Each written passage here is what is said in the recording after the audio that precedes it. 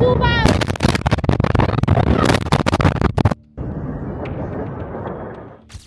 Halo teman-teman, pada pukul 22.17 waktu setempat, 3 pesawat B-1B Lancer Angkatan Udara AS melaju ke utara, melintasi Teluk Persia menuju Pulau Khark.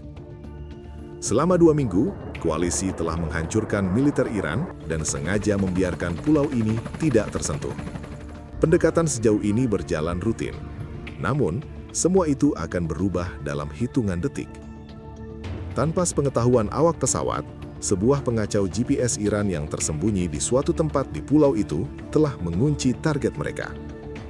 Di dalam pesawat B-1 terdepan, dengan kode panggilan Packer 61, petugas persenjataan mengamati pergeseran titik sasaran bomnya. Titik-titik dampak yang diprediksi telah terlacak dengan akurat selama 1 jam. Gugusan yang rapat, akurasi 1 digit. Sekarang, titik-titik itu bergerak perlahan di layarnya. 1 meter, 3, 7. Dia mengulang penyelarasan, pergeseran yang sama, 12 meter, dan semakin melebar. Pada target lain, 12 meter adalah kesalahan pembulatan. Di Pulau Khark, 12 meter akan membuat bom seberat 500 pon menembus dinding tangki penyimpanan minyak mentah, bukan bunker rudal jelajah di sebelahnya. Dia membuka tampilan peperangan elektronik. Gangguan GPS itu memancar dari suatu tempat di pantai utara pulau, cukup kuat untuk meracuni setiap senjata berpemanggu satelit dalam formasi tersebut. Dan gangguan itu semakin kuat setiap mil yang mereka tempuh. 9 menit menuju titik pelepasan. Pemimpin serangan tidak ragu-ragu. Dorong pesawat tempur ke depan. 2 FA-18 Super Hornet dari VFA-41 sudah menerbangkan pengawal penekan di selatan formasi. Temukan pengacau sinyal, hancurkan sebelum pesawat pengebom sampai di sana. Pilot utama meluncurkan bom berdiameter kecil GBU-39 seberat 258 pon. Bom bedah berpemandu GPS. Bom tersebut melacak koordinatnya dengan tepat dan meleset sejauh 15 meter. Pengacau sinyal itu menurunkan kinerja senjata yang seharusnya menghancurkannya. Bayangkan itu. Benda yang melindungi dirinya sendiri dengan masalah yang justru ditimbulkannya. Seperti mencoba membatalkan kartu kredit istri Anda, sementara dialah yang menangani login bank. Dia kembali melakukan serangan kedua, kali ini lebih rendah, turun hingga ketinggian 12.000 kaki, di mana pot penargetannya dapat membidik bangunan dengan laser, alih-alih mengandalkan sinyal GPS yang berbahaya. Serangan tepat sasaran, bangunan itu runtuh, sinyal pengacau turun setengahnya, namun tetap memancarkan sinyal. Sumbernya bukan di dalam bangunan, itu ada di bawahnya, sebuah ruang bawah tanah yang diperkuat yang tidak dapat disentuh oleh bom. Dia membutuhkan penetrator yang tidak dia bawanya. Disinilah segalanya menjadi menarik. Jika Anda melihat tata letak pulau ini, Khark menangani 90% ekspor minyak mentah Iran. Koalisi menginginkan target militer dihancurkan, sementara minyak tetap aman. Anda tidak memenangkan perang, lalu membakar ekonomi global. Namun, sebuah bunker rudal jelajah terletak hanya 187 meter dari tangki penyimpanan minyak mentah. Pengacauan GPS bekerja seperti seseorang yang membunyikan klakson udara di sebelah ponsel Anda saat Anda mencoba mengikuti petunjuk arah belok demi belok. Satelit masih berkomunikasi, tetapi ponsel Anda tidak dapat mendengarnya karena kebisingan. Sebuah kebocoran sejauh 15 meter meretakkan lapisan penahan dan minyak mulai terbakar, terlepas dari apakah Anda mengarahkannya atau tidak. Kemudian, petugas sistem pertahanan menyela radio dengan berita yang memperburuk keadaan. Radar pencari arah 345, PRF cocok dengan Kavos. Mereka melihat kita. Jika Anda melihat pada tampilan ancaman, Kavos adalah radar pencari untuk MRSAD. Sistem rudal permukaan ke udara buatan dalam negeri Iran. Bayangkan seperti proyek renovasi rumah. Setengah bagiannya berasal dari rudal Hawk Amerika asli, dan setengah lainnya adalah apapun yang dapat Iran bangun di garasi di bawah sanksi. Tidak secanggih S-300 Rusia yang dihancurkan Israel tahun lalu, tetapi MRSAD meluncurkan rudal yang sangat cepat dengan kecepatan Mach 3.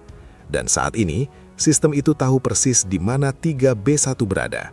B-1 adalah pesawat yang besar, cepat, berat, dan hampir tidak tersembunyi seperti api unggun. Sekitar 3 meter persegi penampang radar pada ketinggian 18.000 kaki. 3 Lancer di sana memiliki tanda radar seperti mobil van dengan lampu jauh menyala. 30 detik kemudian, MRSAD menyala. Radar pengendali tembakan yang hebat. Mereka langsung beralih dari mengamati ke membidik. Pesawat EA-18G Growler yang mengorbit 40 mil di sebelah barat menangkap emisi radar musuh dalam waktu kurang dari 1 detik. Jika Anda melihat pot pengacau ALK-249 Growler, sistem itu membanjiri frekuensi radar musuh dengan daya yang cukup untuk mengubah tampilan menjadi statis, seperti mencoba membaca plat nomor saat seseorang menyemprotkan air bertekanan ke kaca depan mobil Anda. Solusi pengendalian tembakan Komandan MRSAD runtuh. Namun, ia segera beralih ke cadangan tanpa ragu, pelacak elektrooptik. Ini adalah kamera yang bekerja dengan inframerah, bukan gelombang radio. Anda dapat mengacaukan radar, tetapi Anda tidak dapat mengacaukan kamera. Kamera itu hanya melihat langit Teluk Persia, jernih, visibilitas tak terbatas. Dan 4 mesin General Electric 101 dengan daya militer bersinar di atmosfer atas yang dingin, seperti rokok yang menyala di tempat parkir gelap. Komandan MRSAD tidak lagi membutuhkan radar, dia hanya perlu melihat ke atas. Di dalam Packer 61, petugas persenjataan memeriksa lintasan bom terhadap koridor yang ditugaskan untuk Hornet, jalur geografis 2 mil di selatan jalur pembom. Jelas. Dia memeriksa lagi. Jelas. Pesawat Black Ace tidak berada di jalurnya. Mereka berada 2 mil di utara, masih berputar di atas lokasi pengacau sinyal untuk serangan ulang, tepat di dalam koridor pembom. Perwira persenjataan tidak tahu mereka melenceng. Pilot Hornet tidak tahu pembom akan melepaskan bom dalam 30 detik. Link 16 diperbaharui setiap 12 detik. Dalam serangan secepat ini, 12 detik terasa seperti seumur hidup.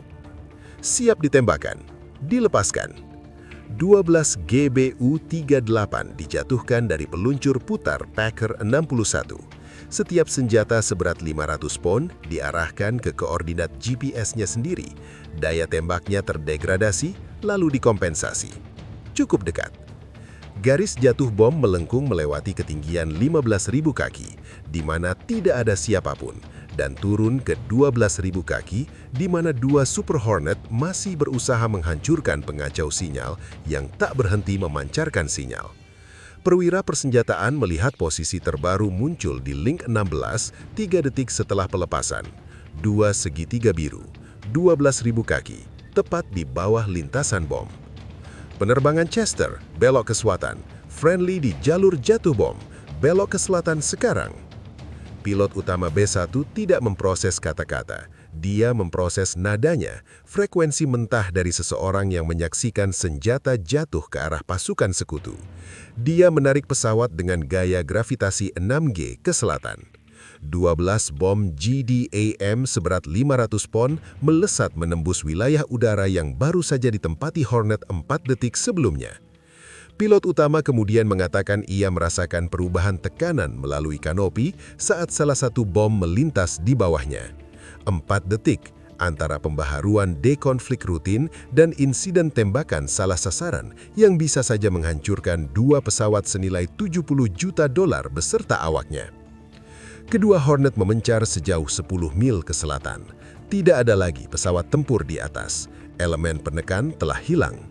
Seorang insinyur Iran di ruang bawah tanah yang diperkuat baru saja membongkar seluruh paket serangan. Perwira persenjataan B1 meraih 1 alat yang dapat memperbaiki 2 masalah sekaligus. Ia memprogram 2 titik bidik, peluncur MRSAD, dan fasilitas komunikasi 400 meter di utara, yang diidentifikasi intelijen sebagai lokasi sebenarnya dari pengacau sinyal. Perbaiki SAM dan GPS dalam jendela 5 detik yang sama atau tidak sama sekali. Dia menekan tombol pelepasan. Packer 61 tersentak saat risal dilepaskan dari garis tengah. Mesin risal menyala dan senjata itu jatuh menuju puncak gelombang hingga menghilang. Risal jelajah seberat 2.200 pon kini meluncur 50 kaki di atas teluk, menggunakan panduan inersial, tanpa GPS, tanpa emisi radar, tanpa sesuatu pun yang bisa dideteksi sensor pulau itu. Dia meluncur di antara stasiun pengawasan pantai Iran dengan kecepatan mendekati suara, menempel di permukaan air seperti submarine mengikuti termoklin. Petugas persenjataan mengamati urutan pelepasan yang terus berjalan. Bom demi bom jatuh ke malam hari, sementara peluru 35 mm meledak di udara di sekitar pesawat, nyaris mengenai segalanya. Namun, penembak Samawat semakin mendekatkan tembakan mereka dengan setiap koreksi. Dan B-1 tidak dapat berbelok sampai bom terakhir melewati ruang kargo. 24 GBU-38 melayang. Pintu ruang kargo tertutup. Pilot berbelok tajam ke kiri dan turun 2000 kaki ke dalam manuver menurun yang menekan tubuh Anda ke kursi pelontar. Di bawah formasi, seorang penembak Samawat di dekat tangki bahan bakar terus menembak. Peluru mungkin tidak dapat menembus perlindungan pengacau sinyal growler. Mungkin. Namun, setiap jejak peluru yang menembus kegelapan membuktikan bahwa semburan radio terakhir Komandan Mersat masih menimbulkan dampak. Bahkan beberapa menit setelah sistemnya berhenti berfungsi. 24 GBU-38 melayang. Sasaran yang terganggu menghantam sasaran dengan akurasi 12 meter, bukan 5 meter seperti yang direncanakan. Dampak pertama mengenai bunker rudal jelajah barat, 11,4 meter dari titik sasaran, bukan 2,8 meter seperti yang direncanakan. Atap runtuh, ledakan sekunder tetap terkendali. Namun jarak ke terminal petrokimia menyusut, dari aman menjadi cukup dekat untuk membuat petugas persenjataan tetap terjaga selama penerbangan pulang. Pada umpan inframerah pot sniper, api propelan dari lereng Bukit Mersat masih merambat menuju Tanggul. Bertahan, belum menembus. Setiap dampak bom mengguncangkan tanah di sekitarnya. Lalu kapal-kapal itu muncul. Membawa ranjau bergerak ke timur laut menuju jalur pemuatan kapal tanker super. Hornet yang seharusnya berada di atas kepala kini berada 60 mil di selatan, tersebar akibat manuver darurat 4 menit sebelumnya. Jika ranjau-ranjau itu mencapai selat, tidak ada kapal tanker yang dapat mendekat untuk memuat, hingga kapal penyapu ranjau membersihkan setiap meter. Berminggu-minggu, mungkin lebih lama. Seluruh tujuan melestarikan minyak menjadi tidak berarti jika tidak ada yang bisa mengangkutnya. Namun sebelum kapal-kapal itu, ada satu target lagi yang tidak bisa menunggu. Bunker penyimpanan ranjau di pantai timur. Jika Anda melihat tata letaknya, bunker ini menyimpan ranjau roket EM-52 dan ranjau kontak Sadaf, ditumpuk dari lantai hingga langit-langit. Setiap unit mengandung 100 hingga 250 kg bahan peledak. Jatuhkan satu GBU-38 seberat 500 pon melalui atapnya dan Anda tidak hanya menghancurkan bunker, Anda meledakkan seluruh isi di dalamnya. Radius ledakan utama 35 meter. Radius sekunder dari ranjau yang tersimpan di utara 300 meter. Persimpangan pipa minyak terdekat 280 meter di sebelah timur. Bom yang paling jelas adalah bom yang sama sekali tidak boleh digunakan. Petugas persenjataan mengambil pendekatan berlawanan intuisi. Gunakan bom terbesar untuk pekerjaan yang paling rumit. 2 GB-31, satu-satunya bom seberat 2000 pon dalam formasi tersebut.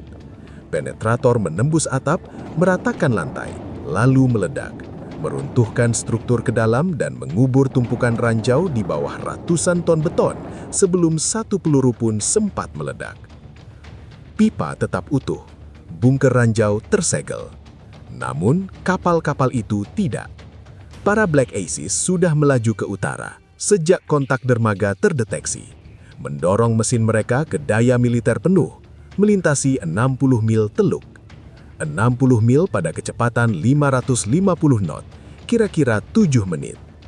7 menit di mana 2 kapal patroli melaju ke utara tanpa ada yang mengejar mereka.